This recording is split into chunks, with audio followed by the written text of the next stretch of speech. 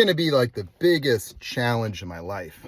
You see, the challenges for me are the difference between objective and subjective reality. And that's always been part of the problem. But when it comes to things like psychology, it gets even worse because not only are we dealing with matters of the mind, we're dealing with the world of psychology. And the world of psychology has sort of a monopoly on the mind, where people become profoundly attached to convention. We live in a world where, the invention of the telescope gets you burned at the stake, and new knowledge, new information challenges convention and what people are already attached to.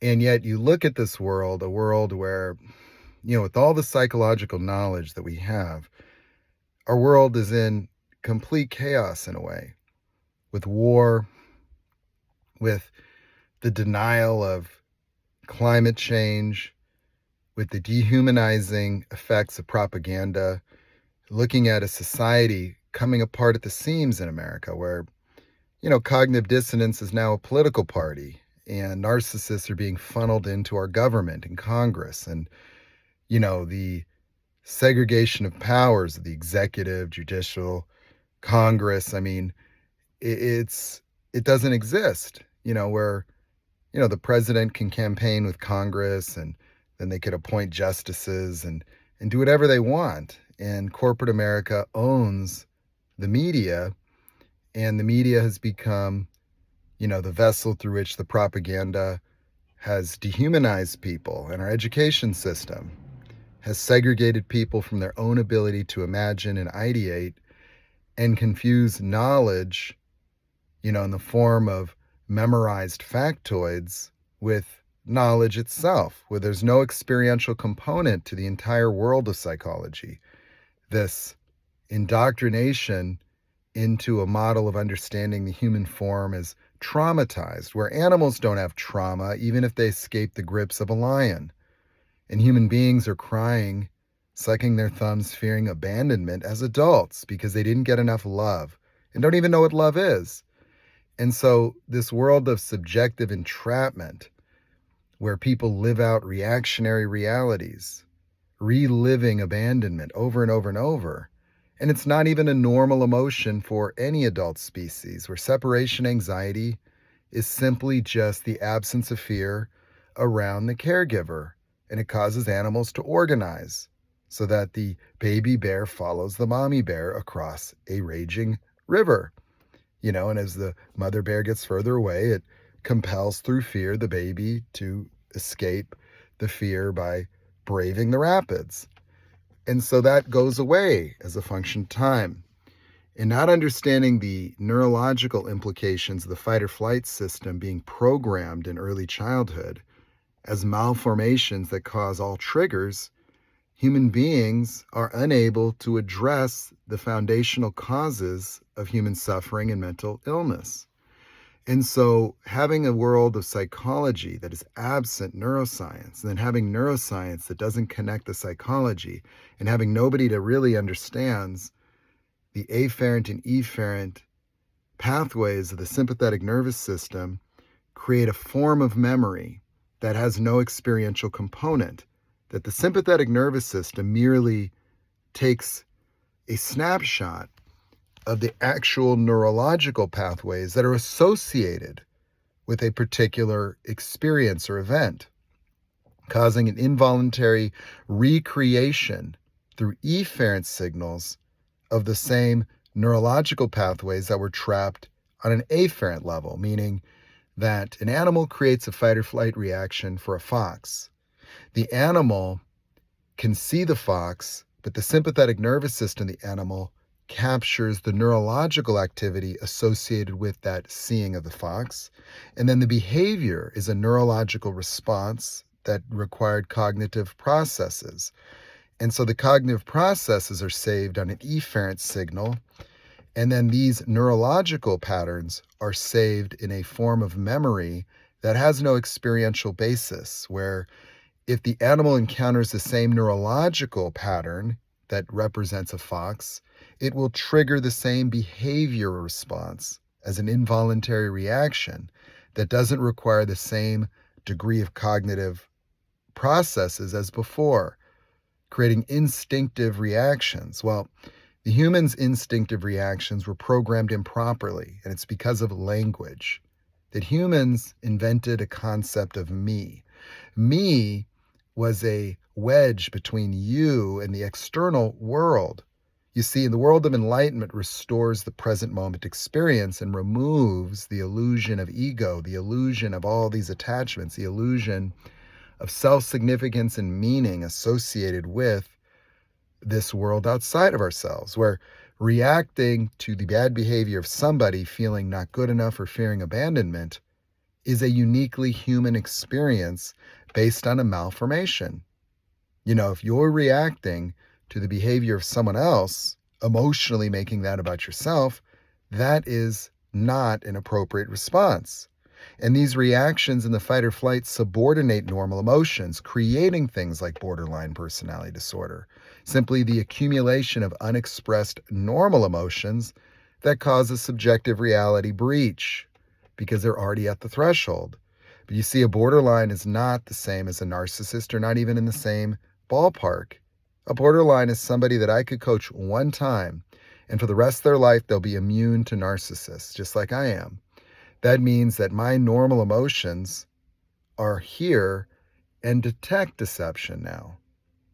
That they can't hide in my company because their behaviors become anomalous, and I don't react to the bad behaviors or assertions of others the same way, protecting me. So, you see, the point of it is that psychology today, as valiant as the effort, has denied the traditions found in Eastern philosophies. And those have become dogmas and not really understood and relegated to mystical because while Zen Buddhism and meditation absolutely produce enlightenment, not understanding the neurological aspects of enlightenment simply has just made it more difficult. But now for me, I understand the neurological component that is paired with the experiential component. And so triggers like not good enough, something's wrong with me, those directly address both the psychological and neurological patterns. And when you turn them off systematically, they go away. And so if we turn off I'm not good enough, turn off something's wrong, turn off abandonment, turn off broken using my coaching methods, what happens is the cognitive impairments that those engender cause them to disappear. And then you get more intelligence, more creativity, more freedom, peace of mind. The reason? Well, it's because when you turn off the inhibitory effects of the sympathetic nervous system, you restore a single consciousness where rather than having a subconscious and a subjective analytical reality, where analyzing is a subjective experience of interpretation that is required due to the cognitive impairments associated with environmental stimuli, that the fight or flight mechanism has a psychological component that inhibits the animal's awareness of the environment as to avoid triggering other instinctive behaviors. See, for human beings, we've developed enough consciousness to navigate our world by understanding it. Animals don't make a connection between eating and protein synthesis or mating and reproduction, or running from a predator in death or living. And so unable to navigate their world consciously at the same degree a human being does, the fight or flight mechanism was a necessary tool to forcibly affix their attachment to a predatory threat to induce a survival behavior that would subordinate all other emotions or any other instinctive drives temporarily. This temporary psychological dynamic became permanent in human beings because they developed a malformation.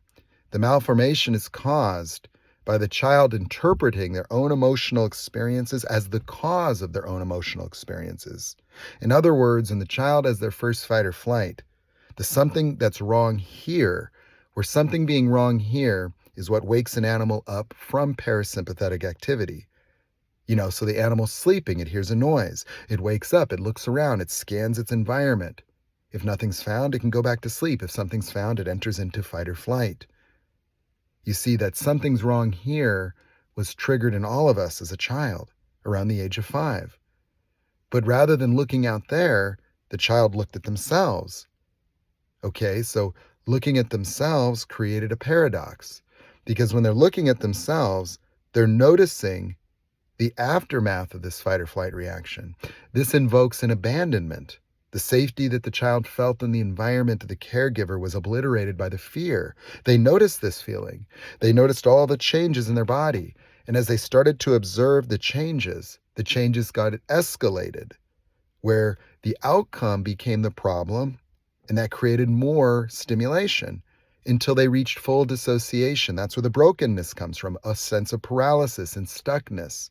The feeling of not being good enough is the vocalization of the fear that causes an animal to run. A sizing up of oneself is what animals do in fight or flight.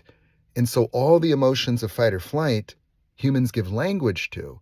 And so unworthy, worthless, abandoned, not good enough, something's wrong with me, broken, confused. Confusion is the cognitive impairment, where you don't have the ability to understand what's going on because the processes that would understand it are simply blocked by norepinephrine.